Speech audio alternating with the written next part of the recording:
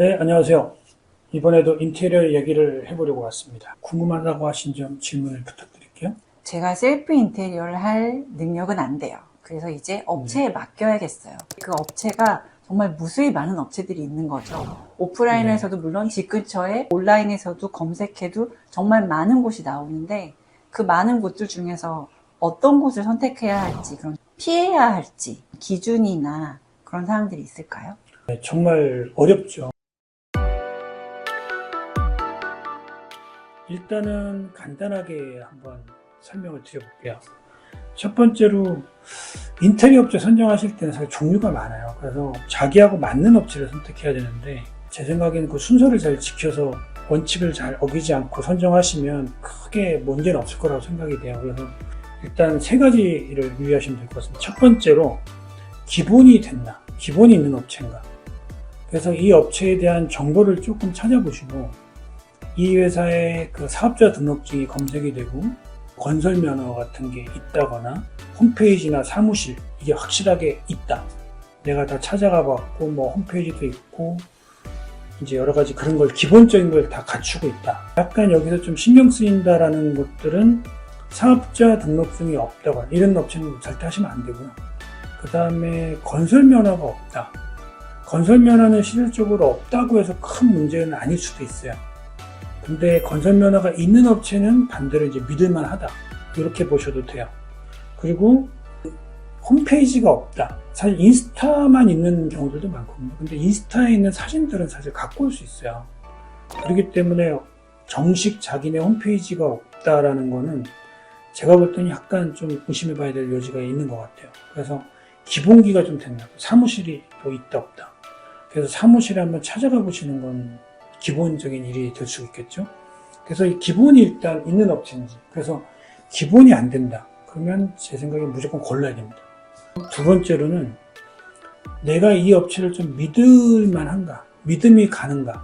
이건 어떤 거냐면 그 회사 자체가 이상한 회사인지 아닌지 믿음보다는 이 업체가 우리 집을 이렇게 이쁘게 인테리어를 해줄 것 같다라는 믿음이 생기는가 아닌가예요. 그래서 이 믿음이 생기는 업체하고 계약을 하시는 게 이제 좋겠죠. 그래서 이런 건 어떻게 알아봐야 되냐면 일단 소통할 때 자기가 얼마나 모르면 모르는지 알면 아는지 오픈을 해보셔야 돼요. 일단 그래서 미팅할 때 상황 뭐 이런 걸 여건을 오픈을 하고 그 다음에 그 업체가 어떻게 대응하시는 걸 보고 나한테 맞춰서 대응을 잘 해주는지를 보시면 됩니다. 인테리어 업체는 분류를 하면요.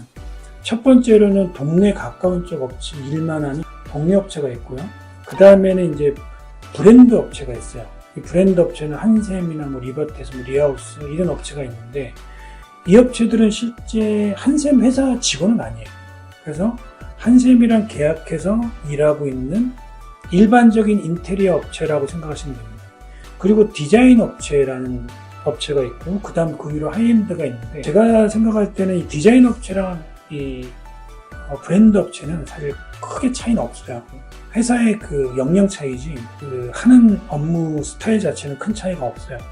그래서 디자인이라는 게 뭐냐면 디자인을 이쁘게 잘한다 이게 아니고 설계 도면, 그러니까 디자인이라는 거는 사실 도면이나 어떤 문서, 인테리어 디자인을 그 어떤 형태가 없는 것들을 문서나 자료로 형태화시킬 수 있는 게 디자인 회사인 거예요. 그래서 누가 봤을 때 종이로 어떻게 공사를 하겠다. 어떤 벽면이 이런 식으로 만들어질 거다라고 자료를 만들 수 있는 회사가 디자인 회사라고 보시면 돼요. 그래서 이 회사가 디자인을 잘하니까 이쁘게 공간을 잘 만드니까 디자인 회사가 아니고 설계를 해서 어떤 자료를 만들 수 있는 회사가 디자인 회사라고 보시면 되거든요. 그래서 브랜드 회사, 디자인 인테리어 회사 모두 그런 자료를 제공을 해요. 그래서 이런 회사들이 있고 그 다음에 이제 있는 회사가 이제 하이엔드 회사들이 있는데 이 회사들은 고객하고 소통을 해서 고객이 원하는 대로 물론 만들어주긴 하지만 일정 수준 자기네 기준을 충족시켜야지만 고객하고 일을 해요. 예산이라든지 그리고 스타일도 그 회사가 가진 자기만의 스타일들이 어느 정도 있고 그 스타일에 부합되는 스타일로 할 고객만 보통 이제 함께 일을 하고 그런 고객을 선호해요. 그래서 돈을 많이 준다고 하더라도 그게 너무 안 맞으면 거절할 수도 있고 그리고 내가 아무리 좀 믿음 때문에 이런 업체를 택하려고 해도 예산이 부족하면서 택하기가 좀 힘든 부분이 있죠. 그래서 자신이 이런 회사들을 만났을 때 보통은 아마 동네 업체 아니면 디자인 회사, 특히 디자인 회사 쪽에서 요즘엔 많이 일을 하시는 것 같아요. 브랜드 아니면 디자인 업체랑 일을 많이 하시는데 요 미팅을 했을 때 내가 믿음이 간다라는 회사를 택하시는 게 가장 좋다라고 봅니다. 아, 잘하겠지, 평판이 좋겠지, 이거보다는 그걸 우선시하는 거. 그래서 기본기가 된다? 그러면 2번, 믿음이 간다. 그리고 3번, 그리고 이제 자신의 스타일에 맞는 업체가 중요합니다. 그래서 나는 예산이 그렇게 많지 않고 기본적으로 기본만 할 건데 우리 아파트 좀 노후됐어. 그럴 경우에는 오히려 동네 업체가 더 맞을 수도 있어요. 그 아파트를 많이 해봤고 구조도 잘 알고 기본 공사를 할 거기 때문에 어려운 부분도 없고 그분들이 그런 공사 많이 반복을 해봤기 때문에 오히려 디자인 업체나 하이엔드 업체보다 자기 마음에 더 들 수도 있어요. 자기의 공사 방향하고 잘 맞는 업체를 고르시는 게 순서라고 봅니다. 그래서 정리를 하면 첫 번째, 인테리어 회사가 기본이 있는 인테리어 회사. 두 번째, 내가 소통해 봤을 때 믿음이 생기는 인테리어 회사. 세 번째, 자기의 공사 내용과 그 회사가 일하는 일과 맞는 인테리어 회사를 선정하시면 될 것 같아요. 그리고 여기서 중요한 거는 비교 견적은 꼭 해보셔야 됩니다. 그래서 비교 견적이라고 하면 사실 동네 업체는 동네 업체끼리 좀 해보죠. 그래서 처음에 제일 만약에 나는 광범위하게 할 시간도 많다 그러면 하이엔드 업체, 뭐 디자인 업체나 브랜드 업체, 아니면 동네 업체 이렇게 세 군데 한번 비교를 해보시는 게 좋아요. 그래서 처음에 해보고 만약에 여기서 나는 대화를 해봤더니 어느 라인 업체가 맞는 것 같다. 그러면 만약 나는 디자인 업체나 브랜드 업체를 하겠어 라고 결정이 됐었으면 이 브랜드하고 디자인 업체에서 다시 한번 비교 견적을 받으셔야 돼요. 그래서 여기서 한 세 군데. 저는 사실 너무 많이 하면 에너지가 많이 빠지니까 보통 세 군데 이상을 하시라고 보통 얘기를 드려요. 그래서 이제 그 비교를 했을 때 아까 제가 말씀드린 그 믿음이 생기는지 그리고 내 공사 내용과 여기서 이제 설명하는 내용들 이 업체가 하고자 하는 거랑 맞는지 그걸 보고 선택하시면 될 것 같고요. 실질적으로 비용이 5% 내외로 차이가 난다. 그러면 제 생각엔 큰 의미는 없어요. 그건 디테일한 부분들이 약간씩 더 차이가 있어서 차이가 있을 수 있거든요. 그래서 5% 가지고 이 업체가 되게 비싸니까 낮춰야지 이러실 필요는 없다고 생각되고요. 중요한 포인트는 내 공사 내용과 그 업체가 이제 일하는 내용을 봤을 때 방향이 좀 맞다. 그리고 그보다 더 중요한 건 믿음이 간다. 그걸로 고르시면 될 것 같습니다. 그리고 좀 주의하실 점. 앞에 게 좀 충족이 됐지만 이런 부분들이 있다. 그러면 좀 주의를 하셔야 되는데요. 쉽게 말하면 꺼림칙한 부분이 있는 업체예요. 얘기하다가 말 한마디가 아마 걸리실 수 있어요. 뭔가 말하는 게 약간 좀 이상한데 이런 느낌이 드시거나 그런 것들이 대부분 이런 겁니다. 계약금 같은 걸 좀 과도하게 요구한다든지 일반적인 업체가 하는 걸 안 하고 다르게 하는 거예요.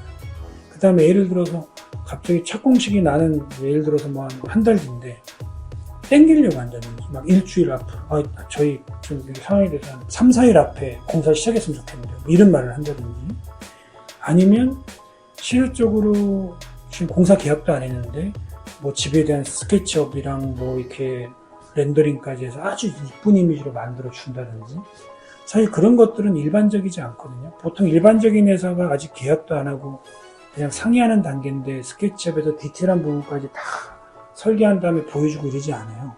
근데 그렇게 한다라는 거는 뭔가 문제가 있다라는 겁니다. 자기가 뭐 급하게 돈이 필요하다든지 그래서 뭔가를 서두른다. 업체가 계약을 서두르거나 뭐 날짜를 서두르거나 아니면 뭐 자료를 과도하게 많이 제공을 한다거나 좀 감언이설 같은 말을 좀 한다거나 뭐든지 다 할 수 있다거나 시공이 어려운 부분도 우리는 가능하다 이런 식으로 말을 한다거나 그래서 이게 사실 판단이 좀 되시려면 앞에 제가 말씀드린 분류별 업체를 한번 3개 정도 골라서 해보고 그 뒤에 또 그 비슷한 부류의 업체를 3개를 한번 견적을 내보는 과정에서 그 지식이 좀 쌓이세요. 그러면 그 지식 가지고 판단하시면 충분히 이게 걸러질 수가 있습니다. 그런 루트를 통해서 이제 업체를 선정하시면 큰 문제 없이 고르실지 있지 않을까 싶다. 그리고 제가 나중에 상세한 어떤 업체가 있고 이 업체들은 어떤 형식이고 어떤 특징이 있는지 그런 걸 한번 정리해서 한번 영상을 만들어 보겠습니다. 이게 믿음의 영역이라는 건 사실 시간이 길게 투자가 되어야지 좀 쌓이는 부분이어가지고 업체를 고를 때 시간적으로 충분하지 않다면은 내가 어떤 회사를 방문했을 때 어떤 질문을 던져보면 이 회사가 괜찮구나 아니구나 판단할 수 있는 어떤 질문거리가 있을까요? 집에 일단 문제를 찾으셔서 그 문제, 예를 들어서 우리 집은 저기 가보니까 결로가 있던데 이걸 어떻게 해결해야 되나요? 시공에 대해서 물어보세요. 어떻게 시공을 할 건지. 예를 들어 저는 뭐 그 화장실 방수가 이제 좀 걱정되는데 방수를 어떤 단계를 거쳐서 하나요? 이렇게 물어보셨을 때 그 답을 들어보시고 판단하시면 돼요. 그러니까 믿음이 가냐 안 가냐는 실질적으로 이 사람이 어떤 나에 대한 요구에 대해서 어떻게 대응하냐 가지고 판단할 수 있는데 그냥 무조건 잘해드릴게요. 뭐 예를 들어 나는 이쁜 집을 갖고 싶은데 어떻게 하면 되나요? 이렇게 질문 던지시면 무조건 이쁘게 만들 수 있습니다. 이런 답을 사실 듣는 건 믿음이 안 가죠. 그래서 구체적으로 답을 할 수 있는 일반적이지 않은 케이스가 가장 좋고요.